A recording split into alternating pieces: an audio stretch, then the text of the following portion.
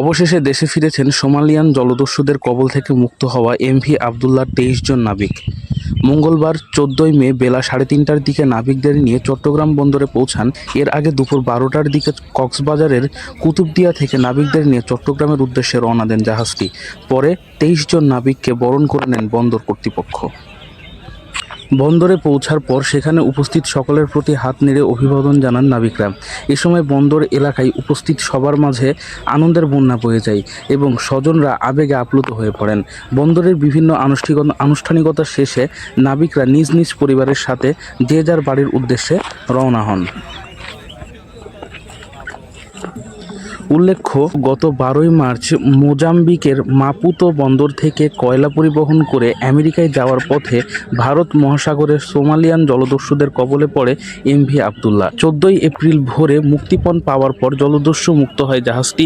পরে জাহাজটি ২২ এপ্রিল সংযুক্ত আরব আমিরাতের আল হামরিয়া বন্দরে পৌঁছায়। সেখানে কয়লা খালাসের পর আরেকটি বন্দর থেকে ৫৬,০০০ টন চুনাপাথর লোড করে ২৩ এপ্রিল ভোরে আবার আমেরিকা ত্যাগ করে। গত সোমবার ১২ই মে বিকেলে নাবিকদের নিয়ে এমভি আবদুল্লাহ জাহাজটি কুতুবদিয়া বহিনোঙ্গরে ভিড়ে। সেখানে চলছে চুনাপাথর খালাসের কার্যক্রম। এমভি আবদুল্লাহর দায়িত্ব নিয়েছেন নতুন ২৩ জন নাবিক।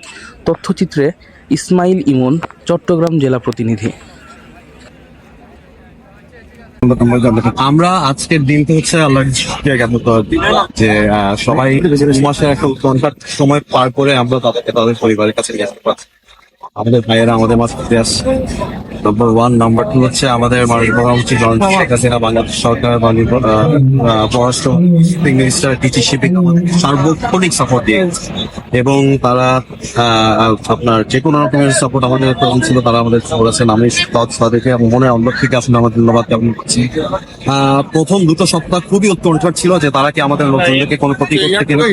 এরপর আমরা যখন একটা কমফোর্ট জোনে পৌঁছেছি যে না, তারা এই ধরনের কোনো রকম সমস্যা করছেন, তারপর থেকে আমরা আসলে মোটামুটি আমাদের পুরোনো অভিজ্ঞতাটা কিভাবে সমাধানটা করা যায় এটাই শেষ করে।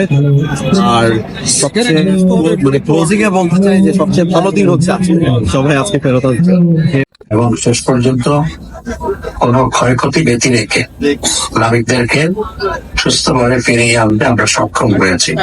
এটি আমাদের সমন্বিত প্রচেষ্টার ফলে এটি সম্ভব হয়েছে। চট্টগ্রাম বন্দর কর্তৃপক্ষ এই ক্ষেত্রে অত্যন্ত গুরুত্বপূর্ণ ভূমিকা পালন করেছে। আমি পরিবারের সমস্ত সদস্যদেরকে তাদের অপরিসীম ধৈর্যের জন্য ধন্যবাদ জানাই। পরিবারের কোনো কোনো সদস্য আমার সাথে দেখাও করেছে, আমি তাদের সবসময় আশ্বস্ত করেছি এবং আমরা প্রতি মুহূর্তে খবর রাখছিলাম কি হচ্ছে না হচ্ছে এবং কয়েক দফা বিভিন্ন সংস্থার পক্ষ থেকে, বিভিন্ন প্রতিষ্ঠানের পক্ষ থেকে, আন্তর্জাতিক বিভিন্ন প্রতিষ্ঠানের পক্ষ থেকে বল প্রয়োগ করার কথা বলা হয়েছে। হয়তো বল প্রয়োগ করে আমরা মুক্ত করতে পারতাম, সেক্ষেত্রে সমস্ত নাবিক অক্ষত থাকতো কিনা সেটা একটি বড় প্রশ্ন।